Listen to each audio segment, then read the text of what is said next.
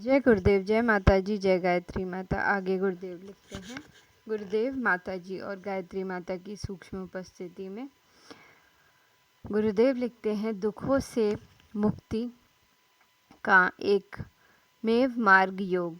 इस सत्य को और भी अधिक सुस्पष्टता देते हुए योग ऋषि पतंजलि अगले सूत्र का उदाहरण करते हैं।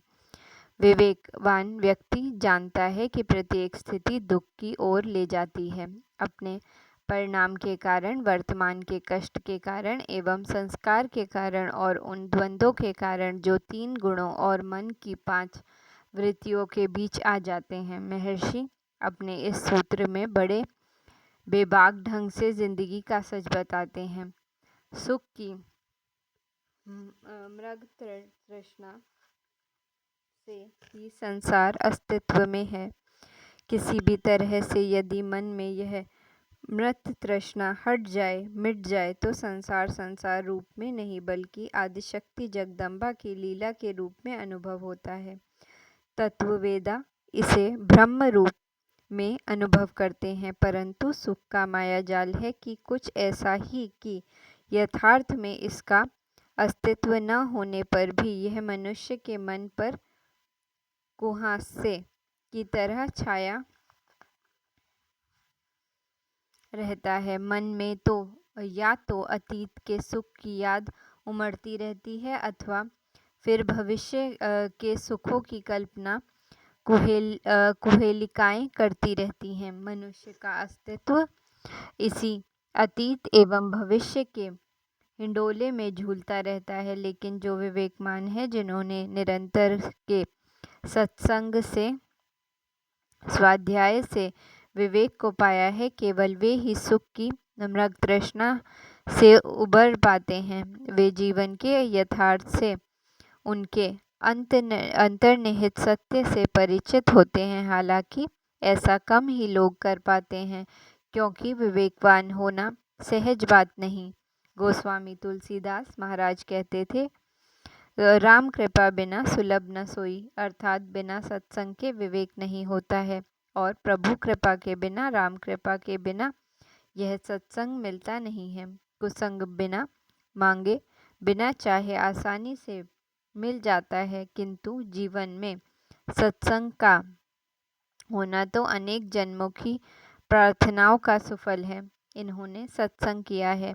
रामकृत से जिनके विवेक का तीसरा नेत्र खुला है, केवल वही महर्षि पतंजलि के इस सूत्र के मर्म को आत्मसात कर सकते हैं। इस सूत्र में महर्षि दुख को 3 श्रेणियों में बांटते हैं। इनमें से पहली श्रेणी है परिणाम दुख।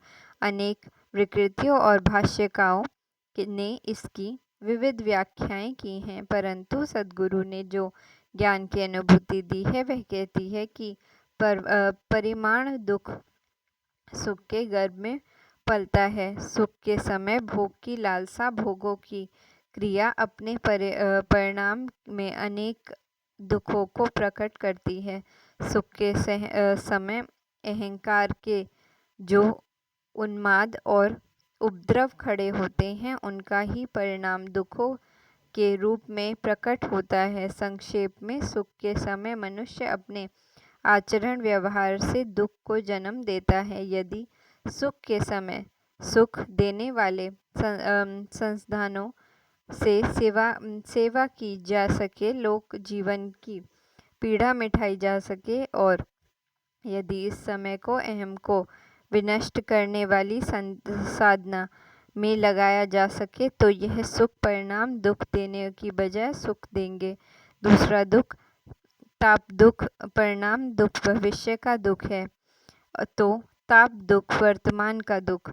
यह दुख बना तो हर स्थिति में रहता है, परंतु इसकी ओर ध्यान कम ही लोगों का जाता है। सुख के समय सुख और दुख के समय अधिक बटोर लेने की चिंता ताप दुख का कारण है। मेरा सुख मुझसे कोई छीन न ले, यह भी ताप दुख है। वर्तमान में दुख देने वाली अन्य स्थितियां, रोग, शोक, संताप भी शारीरिक मानसिक ताप देती हैं। सो ये भी ताप दुख कही जा सकती हैं। यह ताप दुख न तो हटता है और न मिटाया मिटता है। इसे हटाने या मिटाने के लिए महान गुरु नानक देव की यह सीख ही माननी पड़ेगी, जिसमें वह कहते हैं, नानक दुखिया सब संसार, सोई सुखिया जो राम आधार। अर्थात नानक इस संसार में सभी दुखी हैं, सुखी तो केवल वही है जिसने राम को, परमात्मा को आधार बना लिया है। तीसरी श्रेणी का दुख है संस्कार दुख। यह संस्कार दुख और कुछ नहीं है, हमारे अपने ही किए गए नकारात्मक कर्म, सोचे गए नकारात्मक विचार एवं हृदय से उफनने वाले नकारात्मक भावों की नकारात्मक ऊर्जा के बीज हैं, जो परिपक्व होने पर अपनी नकारात्मक परिणाम प्रस्तुत करते हैं।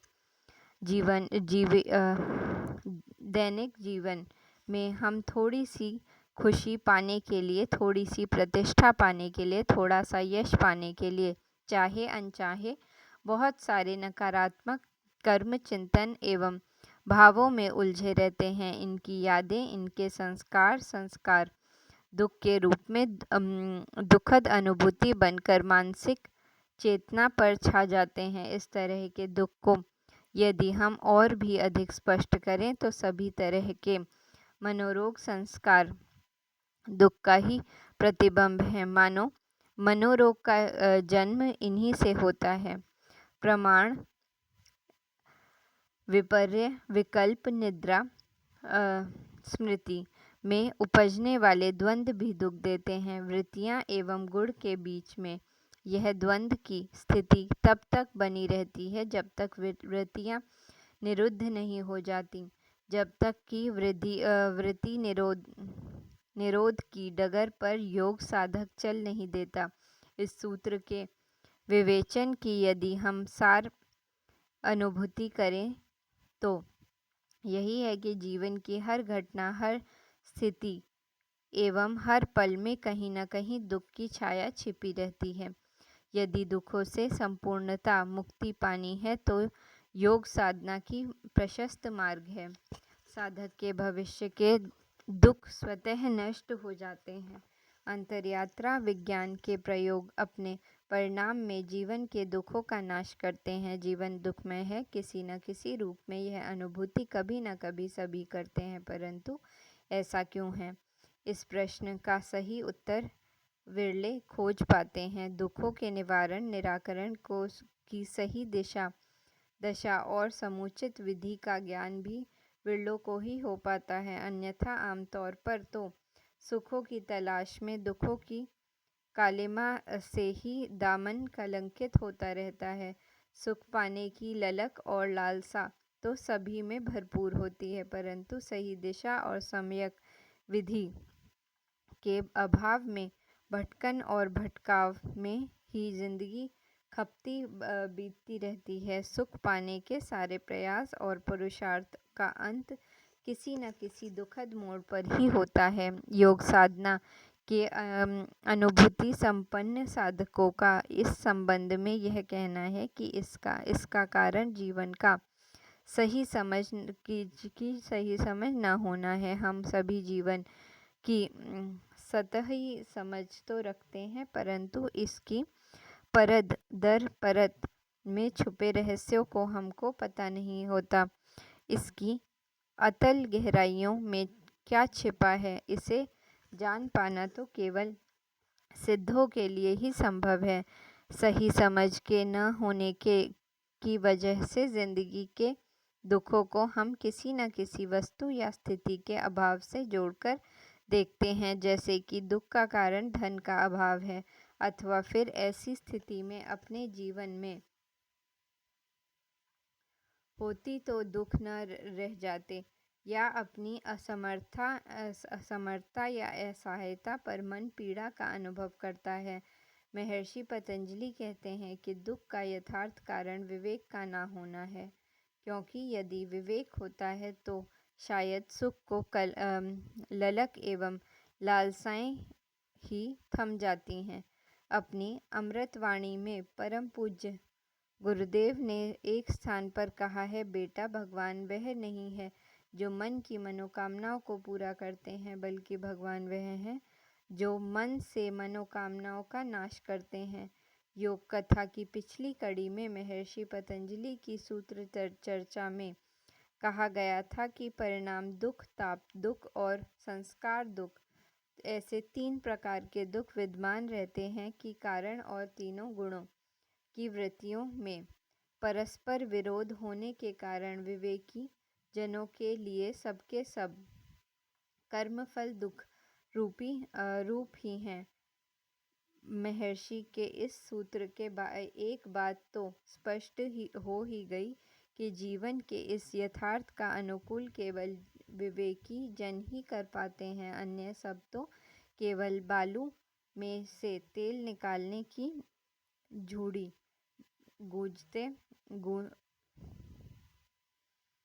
जुगते में फंसे रहते हैं। उनकी यह मृग तृष्णा उन्हें भ्रम भर भटकाती रहती है, लेकिन जो विवेकमान है, जो जिंदगी के यथार्थ का सच का अपनी गहराइयों से में अनुभव करते हैं, उनका जीवन के प्रति एक अनिवार्य कर्तव्य भी है।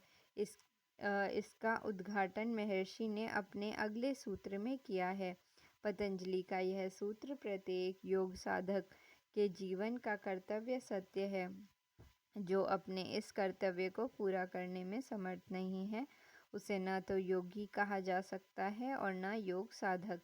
दुख का स्वरूप कोई हो, प्रकार कोई हो, पर उसकी जड़ें चित्त में कहीं न कहीं दबी होती हैं। चित्त की अवस्था एवं स्थिति के अनुरूप ही उसकी वृत्तियों का रूप होता है। इन वृत्तियों के आरोह अवरोह की व्यक्ति को प्रेरित करते रहते हैं। यदि बात परिणाम दुख की करें तो इसे तभी नष्ट किया जा सकता है जब इस तरह के शारीरिक मानसिक कार्य न किए जाएं, जो अपने परिणाम में दुख पैदा करते हैं। उदाहरण के लिए योग ऋषि श्री कृष्ण कहते हैं, इंद्रियों के स्पर्श से मिलने वाले जितने ही सुख भोग हैं, वे सभी सुख दुख योनि परिणाम में दुख देने वाले हैं। ताप दुख की भी यही स्थिति है। सुखों को भोगते समय उनके छूटने की सदा आशंका चिंता बनी रहती है। इस चिंता से मन सदा ही संतप्त रहता है। कुछ यही दशा संस्कार दुख के साथ भी जुड़ी है।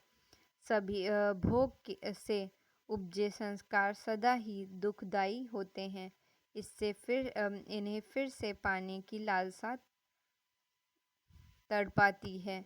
साथ ही इनके कारण संस्कारों में जो नकारात्मक ऊर्जा इकट्ठी हो चुकी है, वह समय समय पर रोग शोक एवं पतन के रूप में प्रकट होती है। रही बात गुणवृत्ति विरोध की, सो सत रज तम के त्रिकोण में समूची चेतना उलझी फंसी रहती है। अब यदि इन सभी स्थितियों से उभरना है, दुखदायक पीड़ाओं से छुटकारा पाना है, तो उपाय एक ही है, चित्त शुद्धि, चित्तवृत्ति निरोध और अपने आत्मस्वरूप में अवस्थिति। जो इस डगर को छोड़कर अन्य कहीं भी सुख की तलाश करता है, वह सदा पीड़ाओं में रहता है। उसकी आंतरिक अशांति उसे हमेशा ही बेचैन किए करती है। इसलिए योग साधना ही वह सुलभ पथ है जिस पर चलकर भविष्य में आने वाले सभी दुखों को नष्ट किया जा सकता है। परंतु यह सुलभ उनके लिए अति दुर्लभ है जो लोभ, मोह एवं अहंता के पाश में बंधे हुए हैं, जो कामनाओं की कीचड़ में धंसे हुए हैं, जो लालसाओं की ललक में चिपटे हैं। उनके लिए भविष्य के दुखों को नष्ट करना संभव नहीं है, क्योंकि सुखदायी योग की साधना उन्हें दुखदायी लगती है। ऐसी स्थिति में उन्हें अपनी साधना का प्रारंभ तप से करना होगा। यह तप भविष्य के दुखों को नष्ट करने का प्राथमिक उपाय है। परंतु ध्यान रहे, जो तपश्चर्या भोग की लालसा से किए जाते हैं, उनसे दुख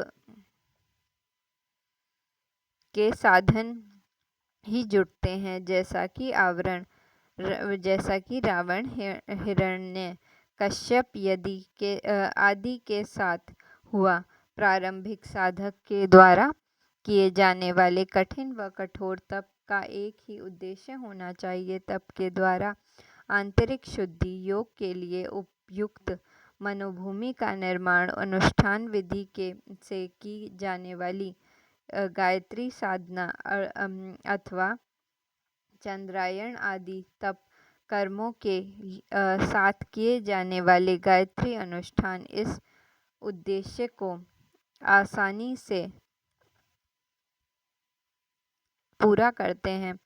तप करते करते योग का पथ स्वयं ही प्रशस्त हो जाता है।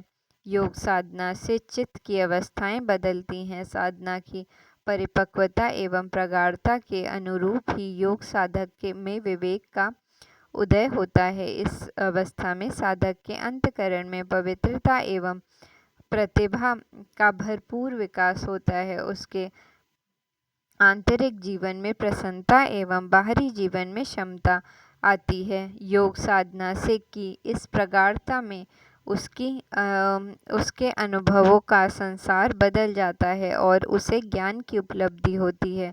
उसका यह ज्ञान सूचनाओं और विचारों पर आधारित नहीं बल्कि अनुभवों पर आधारित होता है। यह संपूर्णता में अपने अस्तित्व को जान लेना है। वह अपने लिए अपने एवं परमात्मा के संबंधों को पहचान लेता है और तब उसका अंतःकरण पवित्र भावों से भक्ति के अतिरिक्त से भर जाता है। जिस तरह से तप का सही परिणाम योग है, उसी तरह से योग का सही परिणाम ज्ञान है और इस ज्ञान का सम्यक सत्परिणाम भक्ति है और इस भक्ति का परिणाम स्वयं भगवान है। इस अनुभूति के बाद साधक गोस्वामी तुलसीदास की भाषा में यह उठता है, सकल करम करी थकेऊ गोसाई, सुखी न भयहु अभीर की नाई। अर्थात सारे कर्म करते करते थक गया पर अब की तरह पहले भी सुखी न हुआ। इस अवस्था में किसी भी तरह के दुख की पीड़ा साधक को नहीं सताती। उसके भविष्य के सभी दुख नष्ट हो जाते हैं, वह हर तरह से सुखी हो जाता है। जय गुरुदेव, जय माता जी। कैसे कटे दृश्य, कैसे मिले इष्ट। अंतरयात्रा विज्ञान के प्रयोगों का सबसे महत्वपूर्ण परिणाम है दृष्टा का दृश्य से संबंध टूट जाना। यदि ऐसा संपूर्ण रूप से हो सके तो दृष्टा अपने स्वरूप में स्थित हो जाता है। किसी भी योग साधक के लिए यह आदर्श स्थिति है। योग विज्ञान के सारे यंत्र, प्रयत्न, विधियां और विधान इसी को पाने के लिए हैं, परंतु ऐसा करना आसान नहीं है क्योंकि वर्तमान की वस्तु स्थिति तो यह है कि दृष्टा अपने स्वरूप को पूरी तरह से भूलकर दृश्य में रम जाए। वह दृश्यों में इतना तदाकार है कि स्वयं को ही दृश्य समझ बैठा है। जीवन के परिदृश्य से इन दृश्यों को हटने एवं मिटने को वह स्वयं को हटाना या मिटाना मान लेता है। दृश्यों में हलचल होने से वह स्वयं में हलचल अनुभव करता है। इनमें होने वाले आलोडन विलोडन उसे स्थिर व चंबल बनाते हैं और अपनी इस स्थितियों से वह दुखी और परेशान रहता है। किंतु महर्षि पतंजलि के अनुसार अब जबकि अंतःकरण में विवेक का दीप जल उठा है, अब जबकि साधक योग साधना की डगर पर चल पड़ने के लिए तैयार है, तब ऐसे में उसके जीवन में सुखद परिवर्तन आने ही चाहिए। उसे इस बात का निश्चय करना चाहिए कि जिन दुखों को हमने सहन कर लिया वही बहुत है। अब भविष्य में हम किसी भी दुख को अपने जीवन में आने न देंगे। अब हमारा अस्तित्व व व्यक्तित्व दुख की किसी भी भंवर में न पड़ेगा। महर्षि पतंजलि कहते हैं, योग साधना ऐसा निश्चय कर सकता है, उसमें ऐसी सामर्थ्य है कि वह अपने इस निश्चय को पूरा कर सके। अपने अगले सूत्र में महर्षि इसकी विधि भी निर्देशित करते हैं। वह कहते हैं, महर्षि अपने इस सूत्र में दुखों के समूल विनाश का सत्य करते हैं। यदि दृष्टा और दृष्टि के संबंध न रहे तो दृष्टा अपने स्वरूप में स्थित हो जाएगा, परंतु व्यावहारिक जीवन में ऐसा ठीक ठीक घटित हो पाना संभव नहीं है। हाँ, इस महत् कार्य को विभिन्न चरणों में अवश्य पूरा किया जा सकता है। जैसे योग साधक इस ओर आगे बढ़ेगा जिसके दुख धीरे धीरे कम होते जाएंगे और अनंत समाप्त भी हो जाएंगे। तो जो पतंजलि के पथ पर चलने वाले हैं, उनके मन में पहला सवाल यह होगा कि वे कहाँ से प्रारंभ करें अपनी यह दुख निवारक साधना। तो इसके उत्तर में यह कहना है कि वे विविध दृश्यों में और उनके परिवर्तनों में भटकने की बजाय किसी एक दृश्य में रमें, उस दृश्य से जोड़ें अपने संबंध की डोर। इस प्रयोग में बेहतर यह होगा कि वह दृश्य सात्विक, मंगलमय एवं शुभ हो। साधकों का अनुभव करता है कि यह दृश्य अपने सद्गुरु अथवा अपने आराध्य का चित्र अथवा मूर्ति हो सकती है, अथवा अपने सद्गुरु साक्षात भी हो सकते हैं। ऐसा नहीं है कि गुरु या इष्ट के साथ संबंध जुड़ने से जीवन के अन्य कार्य व कर्तव्य समाप्त हो जाएंगे। ये सब यथावत चले रहेंगे। इन प्रक्रियाओं में कोई भी बाधा या व्यवधान नहीं पड़ेगा। बस अंतर यह आएगा कि इनसे किसी भी तरह का लगाव या जुड़ाव नहीं रहेगा। गुरु भक्त या ईश्वर भक्त के जीवन में किसी भी कार्य या उद्देश्य केवल चित्त शुद्धि है। फिर वह कार्य कुछ भी हो, वह कार्य सामान्य गृह कार्यों के रूप में भी हो सकता है और विशिष्ट राजकीय दायित्वों के रूप में भी। बाहर सब कुछ यथार्थ चलने के बावजूद योग साधक के मन में किसी भी विशेष कार्य के लिए कोई भी आग्रह न रहेगा। वस्तुओं, व्यक्तियों एवं कार्यों के छूटने, बिछड़ने अथवा अमिलने की कोई भी चिंता न रहेगी। ऐसा इसलिए क्योंकि उसका मन तो संपूर्ण रूप से अपने गुरु अथवा इष्ट में है। जब साधक को ऐसी स्थिति प्राप्त हो जाए तो इस साधना के द्वितीय चरण में प्रवेश करना चाहिए। इस चरण में उसके मन में सद्गुरु अथवा इष्ट के स्थूल स्वरूप के लिए, उनके सानिध्य के लिए कोई आग्रह नहीं होना चाहिए। उसे अपने गुरु व भगवान को हृदय मंदिर में बिठा लेना चाहिए। भावों के मंदिर में भगवान की प्रतिष्ठा और उनकी पूजा के उपचार भी मानसिक एवं भावनात्मक होने चाहिए। इस दूसरे चरण में की साधना में पूजा के स्थूल उपायों की कोई आवश्यकता नहीं है। उल्टे इन्हें छोड़कर मानसिक एवं भावात्मक पूजा करने में भी कल्याण है। ऐसा करने के लिए उसे अपने समक्ष अथवा अपने हृदय स्थल पर की अनाहद कमल में गुरु या इष्ट के भाव विग्रह को अनुभव करते हुए उसकी संपूर्ण विधि विधान से पूजा करनी चाहिए। मन ही मन उन्हें धूप, दीप, पुष्प, आरती, जल आदि अर्पित करना चाहिए। यह मानसिक पूजा जितने विस्तार से की जाए, जितने मनोयोग से की जाए, उतना अच्छा। मन जब जब भटके बहके उसे फिर से अपने भावमय भगवान में लगाना चाहिए और पूजा की प्रक्रिया प्रारंभ करनी चाहिए। प्रातः सायं इसके निरंतर अभ्यास से बहुत ज़्यादा मानसिक उन्नति होती है। मानसिक शक्तियों का साधारण विकास होता है। यहाँ तक कि अभ्यास करता साधक स्वयं ही सविकल्प और निर्विकल्प की अवस्थाओं को पार करते हुए सुविचार में प्रवेश कर जाते हैं। ऐसी स्थिति में उनका प्रवेश सूक्ष्म जगत में अपने आप ही हो जाता है। सूक्ष्म लोक में वहाँ के निवासी उसकी अपनी अनुभूतियों के साथी सहचर बनने लगते हैं। इससे साधना के जोड़ थोड़े उन्नत होने पर वह स्वयं के तथा औरों के भविष्य को जान सकता है, परंतु यह योगी का गंतव्य नहीं है। इसे इन दृश्यों से भी अपना संबंध तोड़कर आगे बढ़ जाना चाहिए। आगे की स्थिति में उसे अपने गुरु व इष्ट के निराकार स्वरूप का साक्षात्कार होता है और उसे निर्विचार समाधि का अनुभव होता है। इस निर्विचार और निराकार अवस्था में क्रमिक रूप से वह अपनी सूक्ष्म सत्ता को विसर्जित करता है। विसर्जन विलय की यह अवस्था कई चरणों में पूरी होती है। इनमें से पहले चरण में अपने सूक्ष्म तत्व का बोध होता है। फिर वह पाता है कि उसके गुरु व इष्ट एक हैं और स्वयं वह भी उनसे अभिन्न है।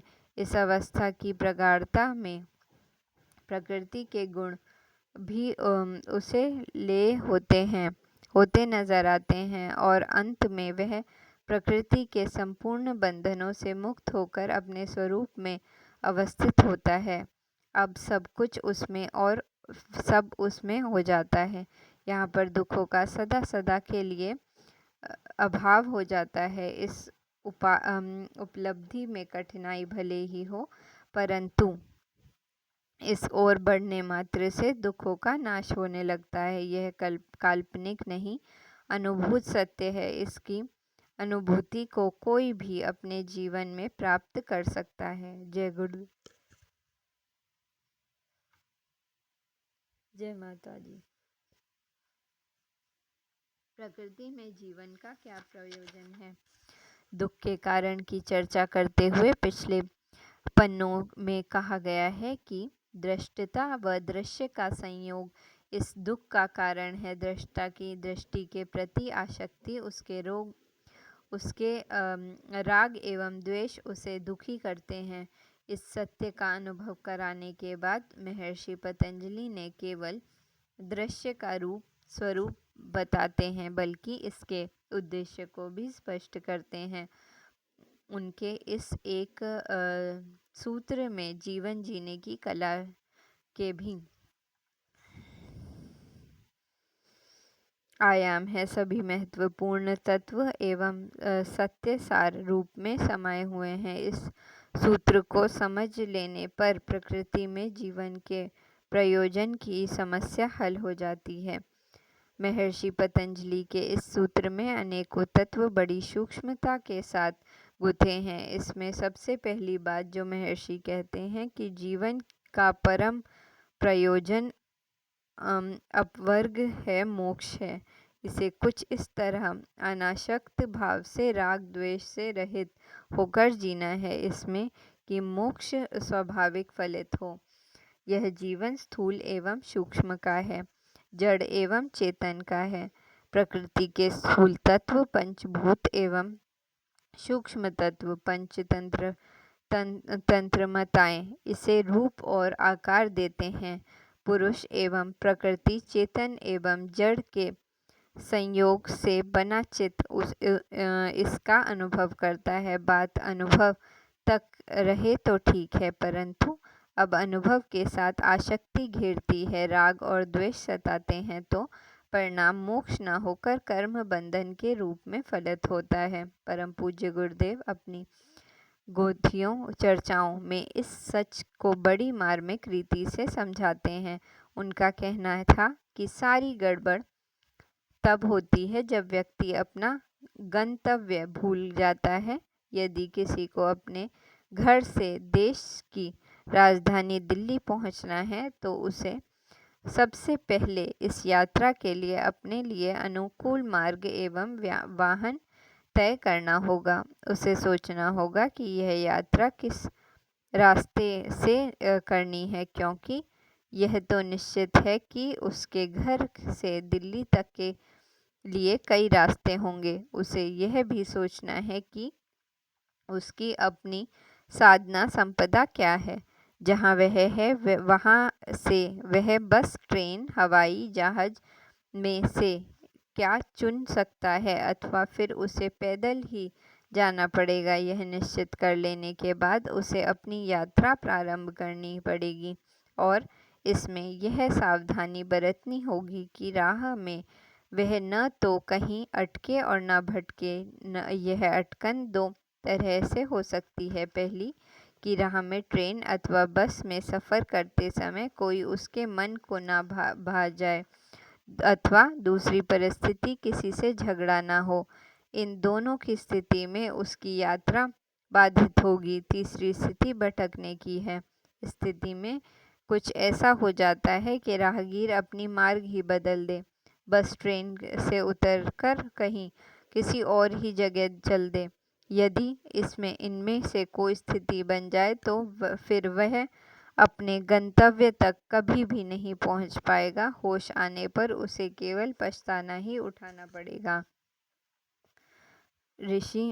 गुरुदेव कहा करते थे कि योग साधक की स्थिति भी कुछ ऐसी ही है। प्रकृति के 3 गुण एवं इनके अनेक तरह से मिलने से स्थूल सूक्ष्म में अपने दृश्यों की अनुभूति जीवन में होती है। ये दृश्य व्यक्ति, वस्तु, परिस्थितियों के रूप में अनुभव होते हैं। कई बार ये अनुभव लुभाते हैं तो कई बार भय पैदा करते हैं। सच्चा साधक वह है जो न तो राग न मोह की स्वर्ण श्रृंखला से बंधता है और न ही द्वेष की लोह श्रृंखलाओं से बंधता है। वह अपने साथ विवेक, वैराग्य एवं भगवद भक्ति के ऐसे साधन रखता है कि बस चलता ही चला जाए। जीवन की राह में प्रकृति के दृश्यों का वह अनुभव तो करता है, परंतु वह इन्हें सुख भोग के साधन नहीं समझता। किसी भी अटकन भटकन से दूर उसकी दृष्टि में केवल अपना गंतव्य रहता है। चर्चा में जब गुरुदेव से यह पूछा कि इस राह में अपना जो बस, ट्रेन अथवा हवाई जहाज की बात कही वह क्या है, तो उत्तर में उन्होंने कहा कि पिछले जन्मों में की गई योग साधना, पिछले जीवन में किसने कितनी साधना की है, वहाँ तक वह पहुँचा है, उसी के अनुरूप उसका मार्ग सुखकर और दुखकर होता है। जो पिछले जन्म में सामान्य साधक रहे हैं वे समझो कि बस ये सफ़र करते हैं। जिन्होंने अपनी साधना में प्रकृति की सूक्ष्म परत को पार किया है उनके लिए ट्रेन की उपमा कही गई है, परंतु वे देह या प्राकृतिक योगी हैं, उनके लिए यह यात्रा हवाई यात्रा की तरह सुखद एवं सुलभ हो जाती है। रही बात इस मार्ग पर चलने वाले पदयात्री की, सो वह यह व्यक्ति जिसने अभी अपनी साधना प्रारंभ की है, हालांकि उसमें यदि भगवत भक्ति है, अपने उद्देश्य के प्रति निष्ठा है, तो वह भी एक जीवन में पहुंच जाएगा, क्योंकि साधन कोई भी हो और कैसा भी हो, अंतिम छोर तक पहुंचने के लिए एक जीवन पर्याप्त है। बस उसे यह ध्यान रखना है, प्रकृति के दृश्यों में उसे अनुभव करते हुए आगे बढ़ना है, न तो उसे कहीं अटकना और भटकना है, क्योंकि गंतव्य भोग नहीं अपवर्ग है। जय गुरुदेव, जय माता जी।